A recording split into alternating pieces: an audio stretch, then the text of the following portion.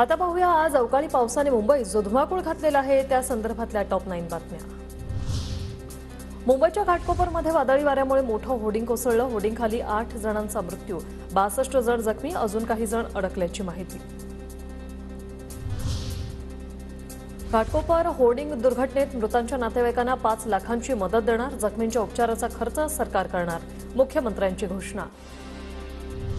घाटकोपरमधील घटनास्थळाची मुख्यमंत्री एकनाथ शिंदेंकडून पाहणी, घटनेतील दोषींवर सदोष मनुष्यवधाचा गुन्हा दाखल करणार, मुख्यमंत्र्यांची माहिती। घाटकोपर दुर्घटनेची उच्चस्तरीय चौकशी करा, उपमुख्यमंत्री देवेंद्र फडणवीसांचे आदेश, तर युद्धस्तरावर बचाव कार्य सुरू, फडणवीसांची माहिती। घाटकोपरमधील कोसळलेलं होर्डिंग बेकायदेशीर, कालच महानगरपालिकेनं संबंधित कंपनीला होर्डिंग काढण्याची नोटीस दिली होती, किरीट सोमय्यांची माहिती। वडाळ्यातील श्रीजी टॉवरजवळ होर्डिंग कोसळलं, वादळी वाऱ्यामुळे होर्डिंग कोसळलं, होर्डिंगखाली काही माणसं दबल्याची शक्यता। मध्य रेल्वेच्या वांगणी स्टेशनवरचे पत्रे उडाले, बदलापूर वांगणी आणि परिसरात सोसाट्याच्या वाऱ्यासह मुसळधार पाऊस, प्रवाशांची तारांबळ।